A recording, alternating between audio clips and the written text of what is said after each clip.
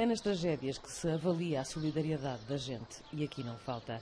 Aos arquitetos, engenheiros e técnicos chamados a avaliar o estado dos edifícios danificados pelos sismos em Lorca, somaram-se muitos voluntários de toda a Espanha. Vamos por 150 los profesionales que están practicando esta revisión.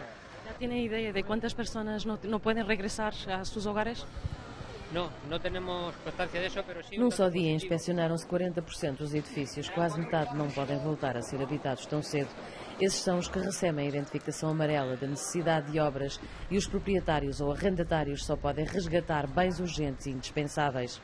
Nos prédios com sinal vermelho é proibido entrar, tal como nos que têm uma cruz negra que assinala risco de derrocada.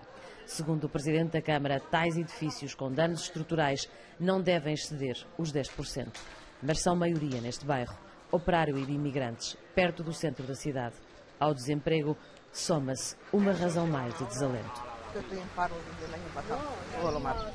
Añado todo de golpe, pero bueno.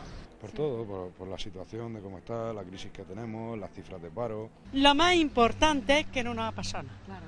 Ya está la vivienda, pues ya veremos. Bombeiros e militares tentam devolver alguma normalidade à cidade e à vida possível no momento para os desalojados. Os acampamentos para os receber estão completamente montados, com tendas e distribuição de bens básicos de sobrevivência. Contudo, não deixam entrar os jornalistas com câmara. Para proteger a intimidade de cada um, garantem as autoridades oficiais.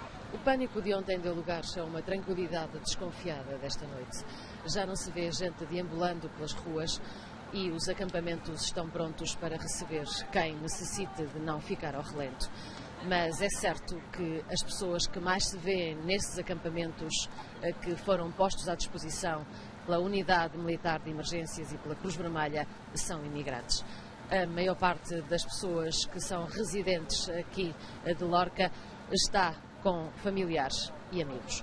David Martim e Rosa Veloso, RTP, Lorca, Múrcia.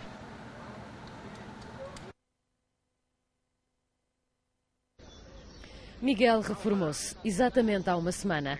Ainda não sabia o que fazer à oficina de carpintaria que lhe deu sustento de vida. Hoje, os técnicos decidiram. O imóvel tem a estrutura afetada. Terá que ser demolido. Yo llegando iba, ya está, porque la tira la demuela y así quitamos el peligro. Ele riu bem la fecha para jubilar-se. Sí.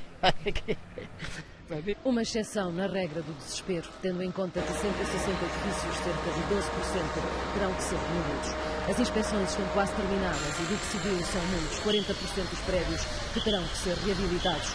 E quase metade não sofreram danos que impeçam o regresso dos habitantes. A cidade levanta-se da queda, mas muito devagar. Avenidas e ruas permanecem cortadas ao trânsito para permitir o acesso rápido a estes homens da Unidade Militar de Emergências, que parecem capazes de fazer milagres. Pelo menos deitam mão ao que necessita de conserto. Escurar edifícios, derrubar o que possivelmente nunca devia ter sido feito, estes varandins cujo desprendimento provocou mais de uma morte neste terremoto. Estamos ahora mismo 540 efectivos de la UME. Tenemos personal especializado en cada campo. ¿Cuándo se puede, por ejemplo, volver a una normalidad en estas circunstancias? Eso nunca se sabe y depende de cómo evolucione la situación, evolucione el personal y sobre todo cómo evolucione el estado de los edificios y cómo se decida cómo están. E a conta-gotas, o dia-a-dia retoma pequenos hábitos. Supermercados, farmácias e cafés começam a abrir portas. A arreglar un poco lo que estaba estropeado. Se me ha caído toda la estantería de botellas y lo que los vasos, cristales se me han roto. Igual entonces estoy recuperando lo más que puedo. Irá cogiendo la normalidad poco a poco. Es que hay mucha gente emigrante, entonces esos son los que más están sintiendo las cosas. Porque nosotros, los que más o menos somos de aquí de Lorca, pues tenemos un segundo domicilio, o tenemos familia. Talvez por isso, quando nos aproximamos, recordo que não está autorizada a entrada de câmaras nos acampamentos de desalojados, é difícil encontrar alguém que não seja imigrante. E parece que a cada dia que passa o número aumenta. Aqui ninguém pergunta a identificação, apenas se desassegura bens essenciais diariamente. Se está detectando que hay gente que está viniendo de muy lejos, o sea, muy lejos de provincias limítrofes, donde realmente esa circunstancia realmente no se puede dar aquí. Es una sospecha que hay, que si queréis la podéis contrastar, pero que que es una opinión personal. David Martini e Rosa Veloso, RTP, em Lorca, Múrcia. Para Letícia foi um dia cheio de visitas. A primeira, com certeza, a mais importante. A filha mais velha, Leonor, apareceu como estava prometido. Chegou trazida pelo pai, muito coquete. A infanta lá foi tentar perceber onde estava a mãe, desaparecida pelo segundo dia consecutivo.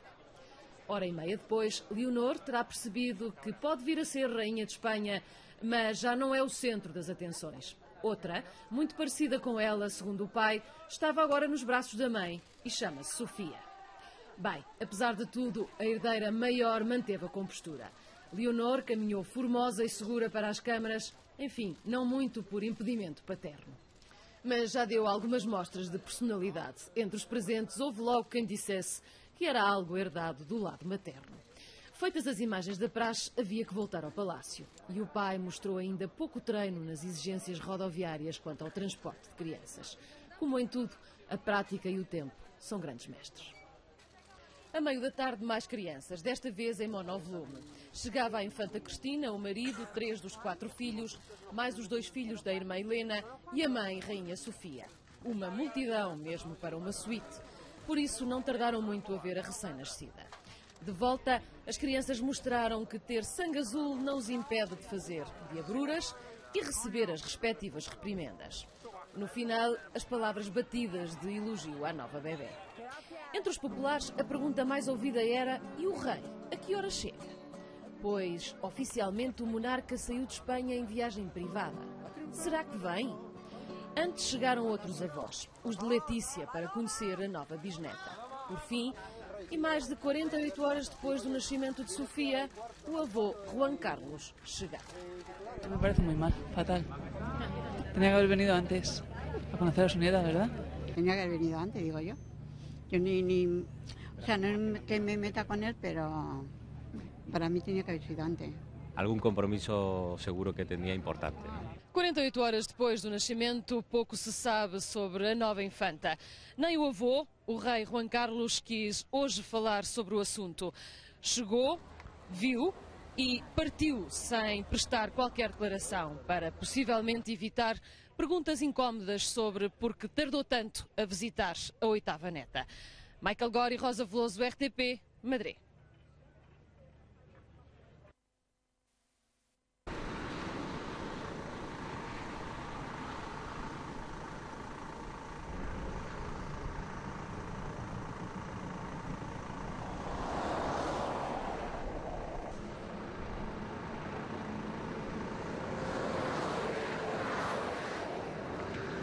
Mucho puedes encontrar la dirección depuradora. Vale. Y ya es seguir para acá todo recto. ¿Qué pasa, joven?